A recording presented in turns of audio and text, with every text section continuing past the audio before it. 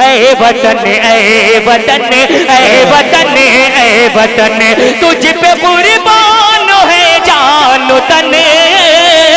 ऐ वतन ऐ वतन ऐ वतन ऐ वतन, कि तेरी धरती को हमने पिलाया लहू, तेरा रंजीदा चेहरा किया सुरखरू, तेरा रंजीदा चेहरा किया सुरखरू। नक्श हाय जहां में नुमाया है तू, नक्श हाय जहां में नुमाया है तू, है अनोखा तेरा बाक़पन। ऐ वतन ऐ वतन ऐ वतन ऐ वतन ऐ वतन ऐ वतन ऐ वतन ऐ वतन। बात चल रही थी अरबी संस्कृत और संस्कृत, बहुत सारे ऐसे अहकामात जो सिमिलर हैं कुरान में भी और वेदांत। हमसे एक ऋषिकेश हरिद्वार का एक तालिब इल्म मुझसे पूछता है कि मौलाना क्या सिमिलरिटी सेम थिंग क्या है between Quran and Vedanta, please explain. उसको एक्सप्लेन तो मैंने एक मंत्र पढ़ा था अरबी खुतबे में, हमने पढ़ा था मैं वसौ यमिदम बदामी जुष्टम दवाबिल मानव शबीय कामैतम पूर्णम पूर्णमितम ब्रह्मानम तमुर्शिदम सुमिधा, कि मनुष्य देव जिसका मनन करते हैं, मतलब जानकार आदमी जिस मैसेज का प्रचार करता है वो संदेश मेरे जरिए मेरी तरफ से भेजा जाता है, वो अहकाम वो हुक्म मेरे तरफ से वही की जाती है। और जिसको ईश्वर जिस बंदे को इस काम के लिए चुन लेता वो बहुत बहुत नसीब होता है और बहुत बड़ा ज्ञानी होता है और बहुत बड़ा उसके ऊपर एहसान होता है, परमात्मा का एक कृपा होता है। सेम ये चीज हमें कहाँ पे मिलती है? हमारे कुरान में मिलती है, वमा यंतिकु अनिल हवा इन हुवा इल्ला वह्युन यूहा। अल्लाह के नबी अलैहिस्सलातु वस्सलाम के ऊपर वही की जाती है, तब जाकर वो दुनिया में लोगों को बताते, अपनी तरफ से कोई बात नहीं बताते। और हम लोग वही मैसेज जो अल्लाह की तरफ से नबी पाक अलैहिस्सलाम के ऊपर वही की गई और जो कुरान की शक्ल में है और जो अहादीस की सूरत में है। We try our level best in our Madrasa and मकतब। हम अपने मदरसों में हम अपने मकतब में यही कोशिश करते हैं कि वहाँ पर ईश्वर की तरफ से जो मैसेज और जो वाणी की गई है लोगों तक पहुँचाने के लिए वो हम जान सकें, क्योंकि मोहम्मद रसूलुल्लाह तो है नहीं, कोई सहाबी तो है नहीं, उनके ऊपर जो अहकामात नाज़िल हुए वो किताबों की शक्ल में महफूज है। हम उन किताबों को जानने के लिए अपने बच्चों को मदरसे और मकतब के अंदर भेजते, और वो मदरसा और वो मकतब चलता कैसे है? कौन के पैसों से? बहुत सी कुछ स्टेट के अंदर गवर्नमेंट कुछ फंड करती है, लेकिन मैं ये कहना चाहूँगा यहाँ पर हम सब सियासी लीडर भी मौजूद हैं कि ये हुकूमत की बदनीयती है एक कम्युनिटी को टारगेट करना। और मैं मरते दम तक उनको कहूँगा उनकी आंखों में आंखें डालकर अपनी नीयत साफ करो, ये देश आगे बढ़ेगा। हमारी मदारिस और मकातिब में ताला ना लगाओ, किसी भी धार्मिक स्थल को जहाँ धर्म की तालीम दी जाती हो, अगर ऋग्वेद कहीं पर पढ़ाया जाता हो, अगर सामवेद कहीं पर पढ़ाया जाता हो, या अगर रामायण महाभारत गीता का कहीं पर एनालाइज किया जाता हो, तो मैं कहूँगा कि किया जाना चाहिए, इसलिए कि उनके अंदर अच्छी बातें लिखी गई है। और ये चीज हमें भारत का संविधान इसका अधिकार देता है। अगर किसी को न मालूम हो, अगर कोई अपनी जहालत की वजह से किसी कौम को डराना चाहता है या किसी स्टेट कम्युनिटी को डराना चाहता है, तो मैं अपने सियासी लीडर के सामने मैं कहना चाहूँगा कि उठा करके देखिए भारत के संविधान का आर्टिकल नंबर 30 के अंदर कहा गया, क्या कहा गया? Right of minorities to establish and administer education institution. और आगे कहा गया all minorities whether based on language religion. अगर कोई माइनॉरिटी का आदमी अपनी जुबान या अपनी पहचान के लिए, अपनी जुबान के या अपने कुरान या अपने धर्म को अगर अपनी मर्जी से अगर कोई इस्टेब्लिश करना चाहता है, पढ़ाना चाहता है, तो shall have the right to establish, उसको उसका बुनियाद डाल सकता। ऑल माइनॉरिटीज बचाई जाए ये बात उन लोगों के कान में जिनको पेट में दर्द होता, उन्हें बताया जाए कि उस ठंडी के अंदर इन्हीं मदरसे से निकलकर सर पे कपड़े बांध कर अंग्रेज से मुकाबला किया था। 3 लाख के अंदर 2 लाख मुसलमान फांसी के फंदे पर चढ़े थे, भगत सिंह को फांसी के फंदे पर लटकाया गया था, तो वहीं पर अशफाकुल्लाह खान के जिस्म के 3 टुकड़े किए गए थे। आपको याद होना चाहिए कि अंग्रेज के सामने में अंग्रेज को सबसे बड़ा खतरा किस बात से था? इस बात से उनको डर लग रहा था कि आखिर ये टोपी और दाढ़ी वाले आते कहां से, इनको ताकत कहां से मिलती? जरा बताओ तो सही, इनका लीडर कौन है? किसी ने कहा मिर्जा गुलाम अहमद कादियानी ने कहा कि अंग्रेज आपको मालूम है इनके पास ताकत कहां से आती है? इनके पास, इनके पीछे कोई लीडर नहीं, इनके पीछे कोई ताकत नहीं है ऐसी जो दुनियावी एतबार से, इनकी मादी एतबार से कोई इनकी मदद कर रहा हो। इनके पीछे इनकी ताकत है, अल्लाह की ताकत है। और इनके पास जब तक इनका कुरान मौजूद रहेगा, जब तक इनका मदरसा मौजूद रहेगा, जब तक इनकी मस्जिद मौजूद रहेगी, जब तक इनके मकातिब मौजूद रहेंगे, तुम अपने पूरी ब्रिटिश गवर्नमेंट को उठाकर लेकर आ जाओगे, तुम इनका मुकाबला नहीं कर सकते, क्योंकि इनके खून के अंदर वो गर्मी जब ये कौम तलवार उठाती है अपने देश के दुश्मनों को मिटाने के लिए, तो ये बैठ उनका खात्मा करके तब जाकर दम लेती। तो मैं आया हूँ आप लोगों से इस इलाके में पहली बार हाजिरी हुई है और बहुत अच्छे लोग, मैं चाहता हूँ कि अभी जो बर्निंग इशूज आपको पता चले कि आपके अधिकार क्या, वरना उमूमन तकारीर के अंदर ये बातें नहीं की जाती। उमूमन हम लोग इन बातों से नाआशना होते हैं। जरूरी है ये तारीख आपको याद कराई जाए। अगर जिंदा रहना है, यानी जिंदा ओम करना, तो आपको अपना इतिहास याद करना होगा, आपको अपनी तारीख याद करनी होगी। नहीं तो फिर दफन कर दिए जाते हैं आपकी कुर्बानियां, आपके जो इस देश पर और इस कंट्री के ऊपर जो एहसास कुर्बानियां आपकी। मेरे भाइयों, बात यहाँ चल रही, बात आगे चल रही थी मदारिस की, मकातिब की।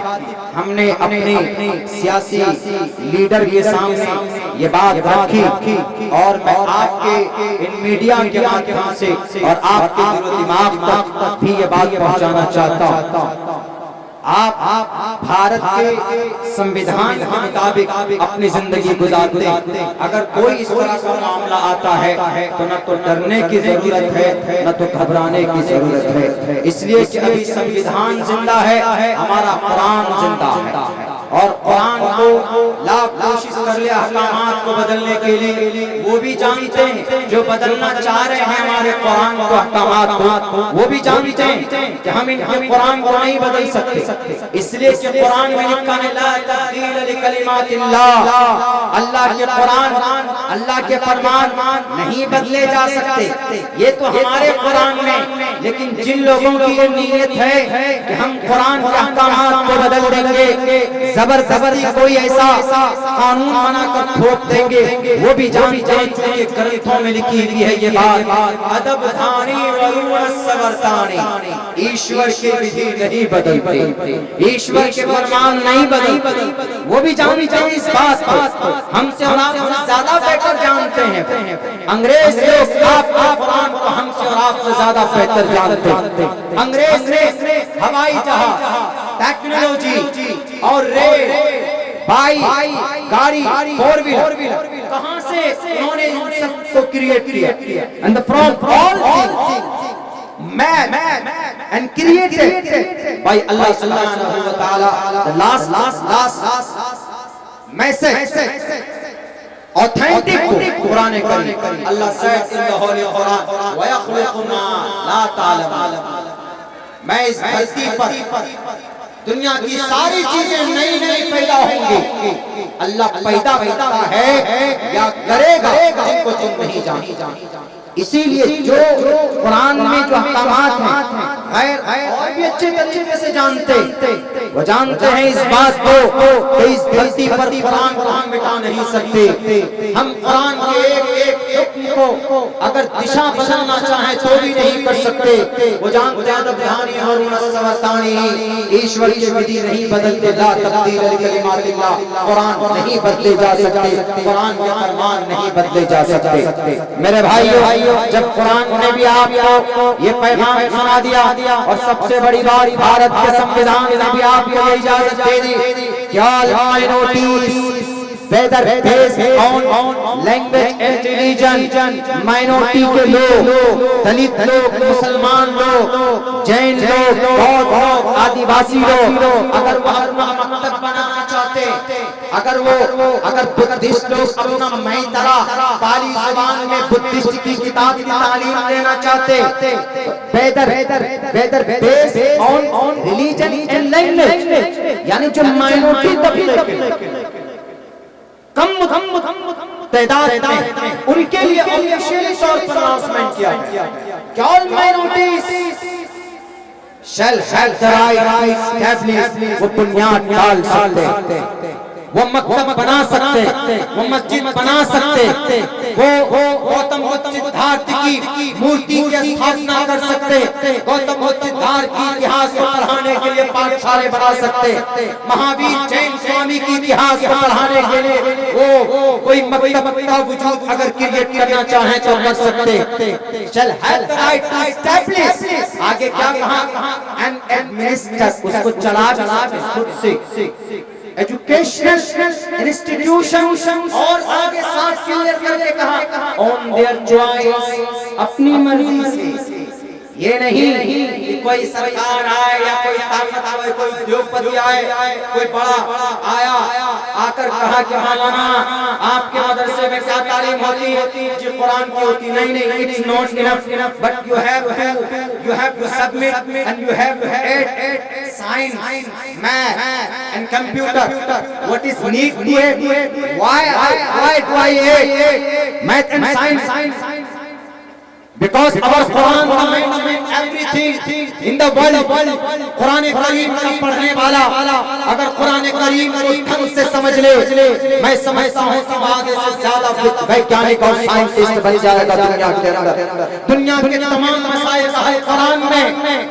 क्यों कहोगे कि तुम कंप्यूटर दाखिल करो अपने मदरसों में, कौन होते हो, जबरदस्ती नहीं कर सकते, इसलिए ऑन देयर चॉइस, अपनी मर्जी से वो अपने मकतब बना सकते हैं, वो अपने मदरसों को बना सकते। अगर आप नाराज हो कि नहीं साइंस पैदा नहीं हो रहा है, तो याद रखना कि मदरसे से पढ़कर निकलने वाला कौन, एक आईएएस ऑफिसर बना, कश्मीर घाटी के अंदर खिदमत अंजाम दे रहा है, अपने देश का नाम रोशन कर रहा। कुरान करीम का जानने वाला डॉक्टर एपीजे अब्दुल कलाम, जिसने जमीन से लेकर आसमान तक का सफर कराया, सबसे कम पैसों में कम खर्च के अंदर मंगल तक चांद तक पहुंचने वाला, आज तक कोई माए का लाल पैदा नहीं हुआ, लेकिन सबसे कम खर्च में जमीन से लेकर चांद तक सफर करवाने वाला अगर कोई साइंटिस्ट है पूरी दुनिया के अंदर, भारत में नहीं पूरी दुनिया के अंदर, तो उस वैज्ञानिक और साइंटिस्ट का नाम है डॉक्टर एपीजे अब्दुल कलाम। कौन है एपीजे अब्दुल कलाम? मदरसे से पढ़कर निकले थे, नूरानी कायदा पढ़ करके निकले थे, कुरान करीम रहमतुल्लाहि रब्बिल आलमीन पढ़ना जानते थे। इसलिए ये मत समझना कि इन मदरसों के अंदर पढ़ने पढ़ाने वालों के दिमाग ज्यादा इतने हाई फाई नहीं होते, टेक्नोलॉजी में आगे नहीं होते, और ये देश को आगे नहीं बढ़ा सकते। उठाइए दारुल देवबंद की बिल्डिंग और इमारत 200 साल से पहले एक एक खिसक जाए तो मौलाना अब्दुल खालिक मदरासी साहब उसके डिजाइनर, उसके इंजीनियर हैं। कौन है? मौलाना है। लेकिन 300 साल की गारंटी से दारुल देवबंद की बुनियाद इमारतें बनाई गई। आओ मस्जिद रशीदिया की ढांचा और स्ट्रक्चर पूरी दुनिया के लोग देखकर आश्चर्य करते हैं कि कौन सा वो इंजीनियर है जिसने इतना खूबसूरत ढांचे के अंदर मस्जिद रशीद को बनाया। मस्जिद रशीद बिल्डअप किए गए, उसका नक्शा तैयार करने वाले मौलाना अल्हम्दुलिल्लाह पढ़ने वाला, पढ़ने वाला, हदीस रसूल का दर्स देने वाले एक आलिम दीन मौलाना अब्दुल खालिक मदरासी साहब दामत बरकातहू है। उनकी टीम ने पूरे ढंग से ये पूरी दुनिया के अंदर ये बात तस्लीम की जानी चाहिए कि जो आलिम दीन होता है वो सिर्फ कुरान तक महदूद नहीं होता।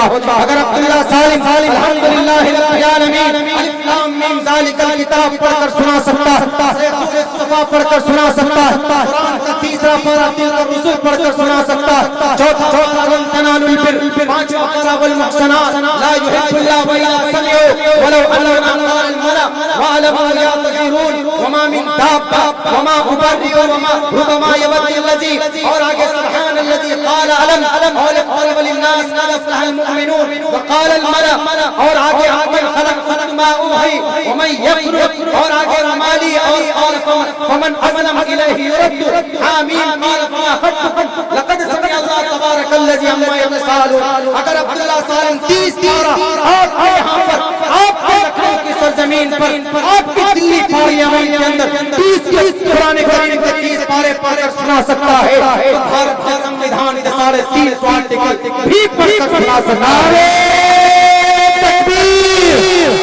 नारे तकबीर, मौलाना अब्दुल कमर सालिम चतुर्वेदी जिंदाबाद। आपके हकूक क्या?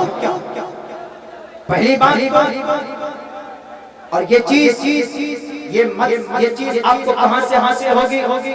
जहां आप कुरान की तालीम लेते हैं वहीं पर आप दुनियावी उलूम से भी आरास्ता होइए। हमारे उलमा आपको मना नहीं करे, हमारे आलिम दीन आपको अंग्रेजी सीखने सिखाने से मना नहीं करे, आपको साइंस पढ़ने पढ़ाने से मना नहीं करे। मैं तो ये कहता हूँ कि साइंस कुरान से साइंस का वजूद यहाँ से होता है। वो अनज़लनल हदीद फीही बअसन शदीद, साइंस का वजूद यहाँ से होता है। वल खैल वल बिगार वल हमीर लितरकबूहा वज़ीना व यखलुकु मा ला तालमून, साइंस का वजूद यहाँ से होता है। अपने बच्चों कुरान की तालीम के साथ एकेडमिक क्वालिफिकेशन मस्त कीजिए, जरूरी कीजिए, ताकि आप गूंगा और बहरा ना हो। थोड़ी दिक्कत जरूर हो।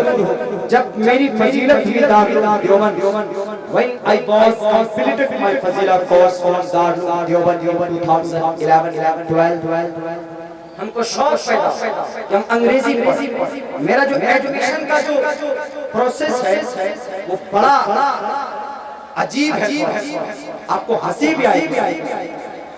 अंग्रेजी ए से लेके जेड इसके जो अल्फाबेट्स हैं मुझे मालूम नहीं था। मुझे शौक था कि मैं अंग्रेजी पढ़ूं, मुझे शौक था कि मैं धर्म के बारे में जानूं। तो एक इंस्टीट्यूट MAICCS वो आया, उसमें कोटा था 18 ही बच्चों का। जब अनाउंसमेंट किया गया तो मेरे भाई ने अपना नाम दिया, फॉर्म भरा।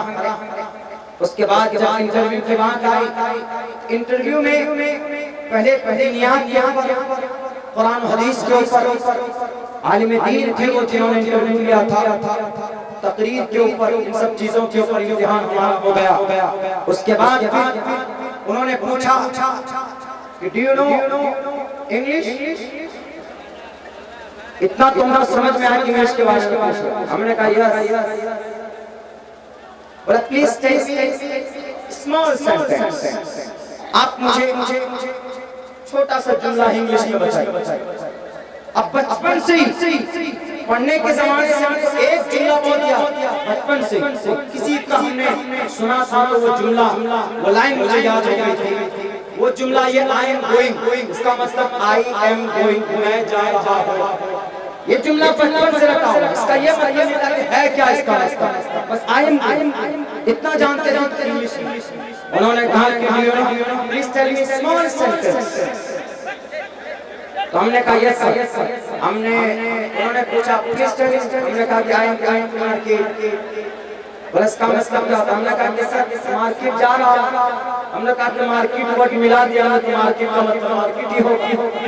उन्होंने सोचा मुझे बड़ा तेज है, फट से जवाब दे दिया, एडमिशन हो गया। और हम A B C D A से लेके जेड तक गए इंस्टीट्यूट में, कैटेगरी में दाखिला। क्योंकि हमने उनके सवालों का जवाब बताया, तो उन्होंने सोचा कि ये लड़का इंग्लिश पहले से जानता है तो इसको अपर क्लास में रखा है, अपर क्लास में डाल दिया।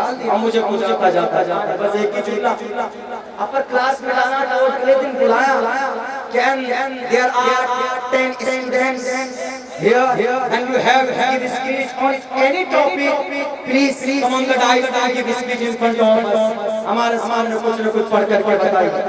अब हम वहाँ जो और अपर क्लास के थे तो रियल में थे, हम तो एक ही जुमला वाला, एक ही जुमला मुझे याद था। अब हम देख रहे हैं कि ये क्या बोले। उसके बाद एक की बारी आई, वो 2-3 मिनट बोल के आ गया। It's my good opportunity, it's my pleasure to say something in front of you about Prophet Muhammad sallallahu alaihi wasallam। इस ताल्लुक से बोल कर क्या? अब मेरी बारी आई, मैं जाके खड़ा हुआ। मैंने सर को कहा कि सर मुझे कुछ नहीं आता, एक ही जुमला आता है मार्केट। बोला तो आता तो अपर क्लास में हुआ है, आपको you know something, आपको जानते हैं इंग्लिश में, please give speech, don't be shy. हमने कहा कि सर सच यही है, वो तुक्का फिट हो गया। एक ही जुमला मुझे यहाँ से आगे पीछे मुझे पूछा। अगर आप यकीन ना हो तो आप मुझसे पूछे वो वे सीखना है, इसे लेके जेड तक मुझे याद है। बोला तो ऐसे कैसे हो गया? जिन्होंने एडमिशन लिया था उनके पास नहीं गए, कैसे कैसे फिर मुझे नीचे लेकर क्या?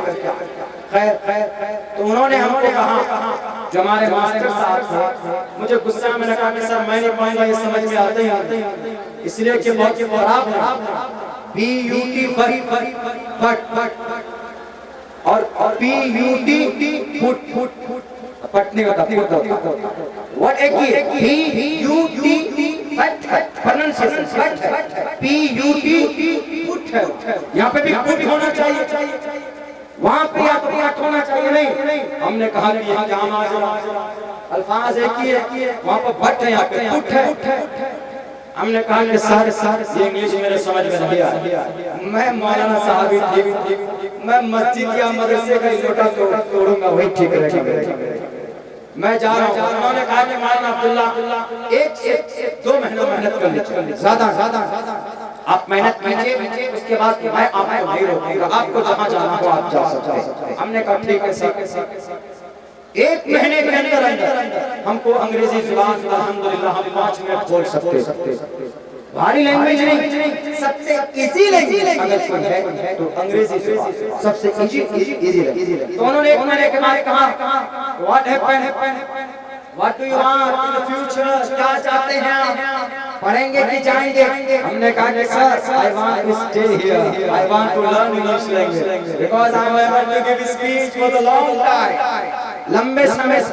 बोला अच्छा, तो खैर हिम्मत हमने वहां पे की तो हम सीख गए सेंटेंसेस और जो चीजें वहां पर हमें पढ़ाई गई। तो अब इन चीजों से हमको फायदा अभी ऐसा महसूस हुआ, हमने 2 साल के अंदर 10 साल का कोर्स पूरा किया। 2 साल 10 साल का कोर्स पूरा किया, कोई बड़ी बात नहीं, आप भी कर सकते, आपका बच्चा भी कर सकता। लेकिन अभी जो जरूरत है मेरे भाइयों, मदरसे की तालीम के साथ हम अपने बच्चों को एकेडमिक क्वालिफिकेशन भी दिलाएं। अपने मदरसों के अंदर जहाँ कुरान हदीस की तालीम देते हैं वहीं पर कोशिश करें अपने बच्चों को कि कुछ हिंदी, कुछ संविधान, कुछ उनके हकूक के बारे में बताया जाए। वरना पता चला रेलवे स्टेशन पहुंचे, अगर टिकट ले लिया हमने सेकंड एसी का, तो घुस गए हम स्लीपर में और वहां पर जाकर झगड़ा कर रही है सीट हमारी, वो देख ही नहीं रहे कि वो एसी का सीट है कि स्लीपर में कोई डिफरेंट नहीं। आज वो जमाना नहीं है, आपको जागना होगा। और ये आप किसी नेता से उम्मीद मत कीजिए कि कोई पीएम या कोई एमपी कोई एमएलए आपके समाज के अंदर तब्दीली लाएगा। ये तब्दीली ये जवान ये कौम ला सकती, ये तब्दीली ये जनरेशन ला सकती।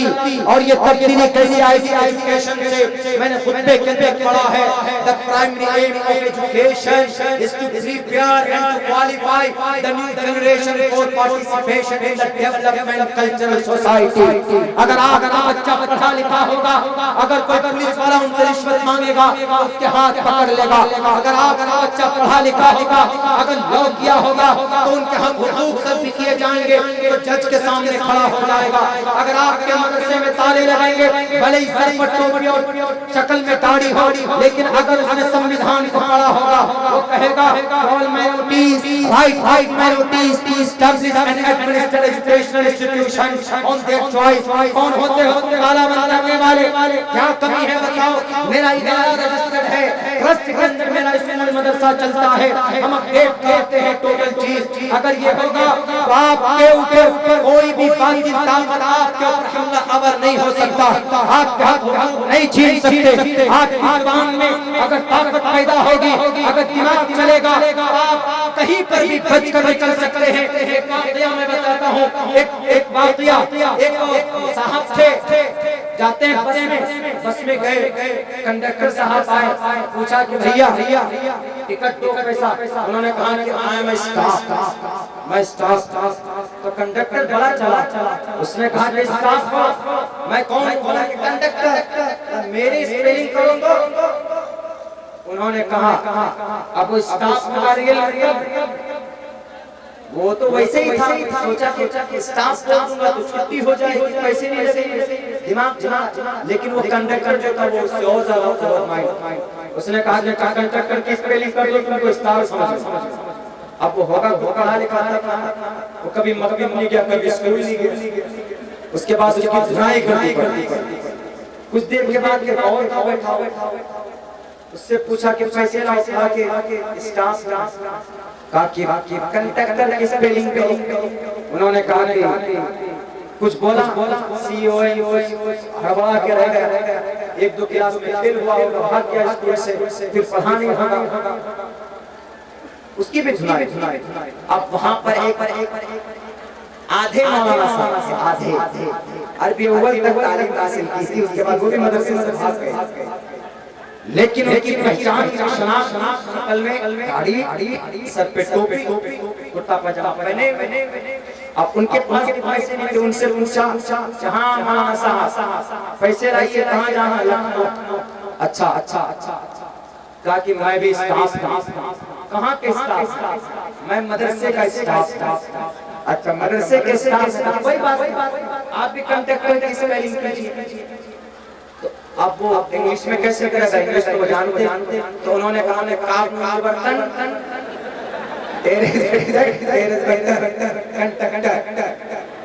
अब कंडक्टर कंफ्यूज हो गया, बोला ये कौन सी लैंग्वेज का स्पेलिंग? कहा कि हमारी लैंग्वेज का स्पेलिंग। जहाँ का स्टाफ वहाँ का स्पेलिंग। हो गया। अब उसने कहा ठीक है गुरुजी बैठे रहिए। आधा पढ़ा लिखा लेकिन दिमाग लड़ा। अगर बिल्कुल नहीं जानता मतलब मैं पढ़ने तो वो भी स्पेलिंग नहीं आती, हिज्जे मतलब दूसरी भी धुलाई हो जाती। ये मैंने इसलिए आपको बताया, ये आपके लिए एग्जांपल है। अगर आप पढ़े लिखे हैं तो कहीं पर भी आप अपनी बात रख सकते हैं, आप अपना काम कमा सकते हैं। If you illiterate person, how can you talk with the civil position and officer? कैसे बात कर सकते हैं? आप डरेंगे किसी से भी बात करने। अल्हम्दुलिल्लाह, लेकिन आप जागरूकता आ रहा है अपने नौजवान नस्लों के अंदर।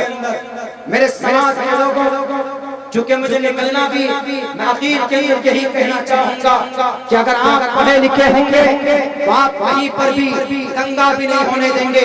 अगर कोई हिंदू नौजवान अगर किसी गुरु के कहने पर अगर वो कहेगा कि मस्जिद को तोड़ दो इसलिए कि यहाँ पर अजान दी जाती है, तो वहाँ पर कोई पढ़ा लिखा कहेगा कि बाबू अजान नारे तोड़ रहे हो, कहेगा आसान देते हो इसलिए, वो कहेगा कि आसान को ऋषि मुनि अंतिम महर्षि भी देंगे।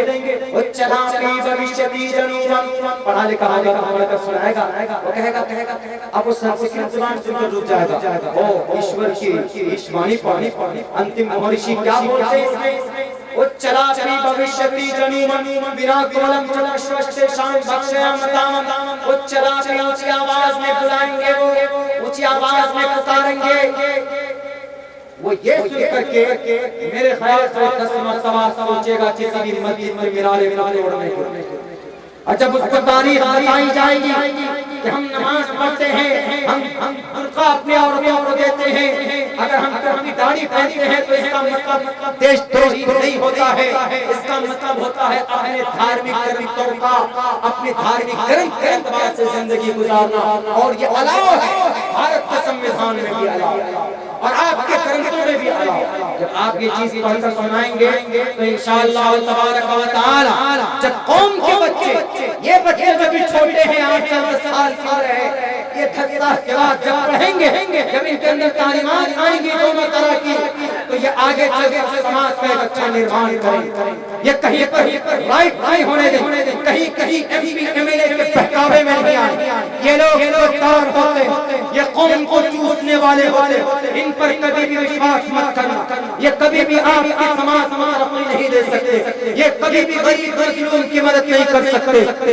ये चाहे तो कर सकते लेकिन नहीं करते। इनकी नीयतें कुछ और होती, कुर्सी और गद्दी पर बैठ कर ये राज करना चाहते। क्या माहौल था उस जमाने का जिस वक्त ये देश आजाद हुआ था, और आज क्या माहौल है? जो 620 मदरसा मस्जिद में स्कूल में बदलने की कोशिश की गई। पूछे उस हेमंत विश्व शर्मा से जो वहाँ का मिनिस्टर बना बैठा, उनसे इस सवाल का जवाब दे दे, मेरे इस सवाल का जवाब दे दे। मैंने वहाँ की धरती पर उनसे सवाल किया, हमने कहा कि विश्व शर्मा साहब आप सिर्फ इस आर्टिकल का जवाब दे दो। अगर जवाब आपके पास है बेशक आप हमारे तमाम मदारिस, मुल्क के जितने भी धार्मिक मदारिस, धार्मिक उन सब के ऊपर आप ताला लगा दीजिए, हमको कोई एतराज नहीं होगा इस पर। लेकिन ये भेदभाव में आकर जो आप काम कर रहे हैं, इससे काम नहीं चलेगा, इससे तरक्की के अंदर देश के अंदर खुशहाली नहीं आएगी, इससे इतिहास का मूल्य भेंट होगा, इससे इतिहास जिंदा नहीं होगा। इसीलिए आप नीयत को साफ कीजिए और फिर लोगों को जिस अंदाज में वो इदारा चला रहे थे उन इदारों को चलाइए। वहाँ के बड़े लीडर, उनसे हमने बात की, सर आपने नहीं बात की, इन मदारिस के ताल्लुक से इनकी क्या पुरानी है जानते हैं, इन मदरसों के आप तो जानते हैं, अच्छे खासे जानते हैं। उन्होंने कहा कि हम वोट दीजिए, हम जीतेंगे तो हम वैसे ही ऑर्डर लागू कर देंगे, जैसे पहले कुरान, जैसे पहले चाइना में था गवर्नमेंट की तरफ से, अब भी वैसे। हमने कहा कि आप जब जीतिएगा तब, अगर आप नहीं जीते तो राजनीति है, जीत के साथ हार भी है, कोई जीतता है तो कोई हारता है। इसीलिए हमने कहा कि नहीं, लोगों के साथ लोगों का वोट लेकर बैठ जाते कुर्सी में, टेप खामोश हो जाओ, ये नहीं चलेगा इस धरती के। और ये तय आप जो पैसों में बिक जाते हो, बच जाते हो, गलत लोगों को कुर्सियों पर बिठा देते हो, इख्तियार पर।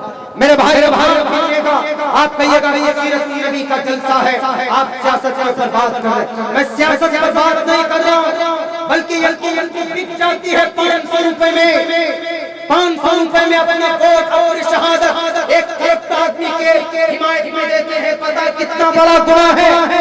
अगर कोई मुसलमान अगर पैसे लेकर अगर किसी को वोट डालता है, किसी को भी, मैं ये नहीं कहती पैसे लेकर आप किसी को भी वोट कीजिए, आपका फंडामेंटल राइट। आप किसी पार्टी को भी मानिए, आप किसी भी पार्टी को मानिए, इस देश के अंदर हिंदू को मानिए कि मुस्लिम को मानिए कि दलित को मानिए कि बड़ी पार्टी को मानिए कि छोटी पार्टी को मानिए, इट्स योर चॉइस, ये आपकी चॉइस, मैं नहीं कहता। लेकिन अगर पैसा लेकर आपने किसी शराबी को, किसी कबाबी को कुर्सी पर बिठाया, तो जब शराब पिएगा वो गुनाह पहले आपको लिखा जाएगा, बाद में उसको लिखा जाएगा। इसलिए ईमान सौदा मत करना। याद करो उस वक्त को जब बाप बिन अरब को अंगारे का लिखा दिया गया था, नीचे से अंगारे गए थे, अंगारे फूट जाते थे, खिंच जाती थी हजरत खब्बाब की पीठ से चर्बी पिघल कर, लेकिन उन्होंने ईमान का सौदा नहीं किया। आज अपने रुपयों और पैसों पर अपने वोट को बेचने वालों वोट नहीं बेच रहे हो, आप अपने ईमान को बेच रहे हो। कल क़यामत में जवाब देना होगा कि तुम्हारी बहन महिषा की इज्जत लूटी गई, तुमने गद्दारों को बिठाया, तुम्हारी बहन के लिए क्या आवाज बुलंदी। कल आपसे पूछा जाएगा कि तुम्हारी बहन को वैशाली की लाश की किसी को मिट्टी के तेल से जलाकर भस्म किया गया, तुमने गद्दारों को कुर्सी पर बिठाया, तुम्हारे लिए क्या क्या उन्होंने, उस वक्त क्या जवाब दोगे, क्या कहोगे कि हम नोट मिला था इसलिए हमने उनको दी। नहीं, बिना पैसे के दीजिए और वोट दीजिए। ये शरीय एतबार से शहादत है, एक गवाही है आपके नजर में जो बेहतर हो सकता है। अगर कोई हिंदू कैंडिडेट है आपके लिए बेहतर है मुसलमानों के मुकाबले में, आप उसको चुन सकते हैं as Indian democracy, as Indian constitution. अगर आपको जो अच्छा बेहतर लगे आप उसको सपोर्ट करके आप उनको कामयाब बना सकते हैं। ये आपका शरीयत से आपके ऊपर जिम्मेदारी बनती है। इसलिए क्या दाल वाल खैर कफाइली अशर वाल खैर कफाइली, अगर कोई आदमी नेकी करता, नेकी के ऊपर रहनुमाई करता है तो नेकी करने वाले के तरह होता है। अगर कोई बुराई के ऊपर रहनुमाई करता है तो बुराई करने वाले की तरह होता है। अल्लाह ने कुरान में कहा ताअवनु अलल बिर्रि वत तक़वा वला ताअवनु अलल इस्मि वल उद्वान, नेकियों के ऊपर रहनुमाई करो, आपकी आवाज बुलंद करे, आपके दर्द को जो समझे, चाहे किसी भी बिरादरी से हो, किसी भी कम्युनिटी से हो, उसके हाथ को मजबूत कीजिए। और दूसरी बात ये कहूँगा, तब्दीली लाइए, जुबान में ताकत पैदा कीजिए, गूंगे बहरे करने के दिन ना दे कि हमसे हमारी बेटियों के बारे में सवाल होता, हमसे हमारी दाढ़ी के बारे में सवाल होता, हमसे नाजायज रसूल और रसूल हम डाले जाते हैं हमारे ऊपर। सत्यों से हमने कुर्बानी दी, कुर्बानी देने के लिए तैयार है। अब हम अपने इतिहास को नहीं भूलने देंगे। मेरी जान तुम दे, मेरे ऊपर कल मेरी एक वीडियो चलाई गई ट्विटर के अंदर 1 मिनट 13 सेकंड की, किसी पार्टी के कोई आईटी सेल ने, और कहा कि देखो मौलाना तो देश विरोधी के ऊपर लोगों को उकसा रहे हैं। हमारे ऊपर तहकीकी तौर पर बेंगलोर से फोन आया और एक लड़की से फोन आया, आज कल की रात की बात बताओ। हमने कहा कि वो तकरीर मेरी C AA के ताल्लुक से अभी मेरी कोई स्पीच नहीं हुई, इस ताल्लुक से हमने कहा कि हमने क्या गलत कहा, बताइए। मुझे फंसाने की कोशिश, अब्दुल्ला सालिम की जुबान बंद करने की कोशिश, इस देश में अब्दुल्ला सालिम की जुबान या हमारी हमसे भी बड़े उलमाए किराम की जुबान को हमारी मौत रोक सकती है, तुम्हारी ताकत नहीं रोक सकती, तुम्हारी क़यामत की सुबह तक नहीं रोक सकती। नारे तकबीर, नारे तकबीर। उलमाए किराम हजरत मौलाना अब्दुल्ला सालिम कमर साहब चतुर्वेदी, माशाअल्लाह। मेरे भाइयों वक्त बहुत हो चुका है, अभी आप लोगों को खूबसूरत मुशायरे का भी उसको भी समाप्त करना है। बस आखिर में एक पैगाम देकर जाना चाहता हूं। सबसे बड़ा पैगाम तो ये है कि अपने बच्चों को तालीम, दोनों तालीम, कुरान की भी दीजिए और एकेडमिक क्वालिफिकेशन भी कराइए।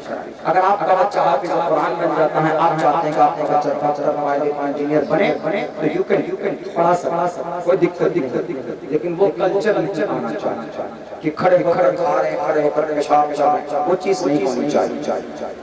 और दूसरी चीज, हम अपने अल्लाह से दूर हो रहे हैं, नमाज़ों से हमारे नौजवान दूर हो रहे हैं। शरीयत को मजबूती से थामिएगा, तब जुबान में आवाज पैदा कीजिएगा, तो उस आवाज में ताकत होगी, अल्लाह की तरफ से मदद होगी। बहुत बहुत शुक्रिया, जज़ाकल्लाह अराकीन जलसा का, मुस्लिम भाई का, पूरी कमेटी का कि मुझे वक्त दिया, एक पैगाम मैंने आप लोगों को दिया है। बस इसको अपने दिलों के अंदर बिठाकर अमल करने की कोशिश कीजिए। बहुत बहुत शुक्रिया, जज़ाकल्लाह। अस्सलाम वालेकुम।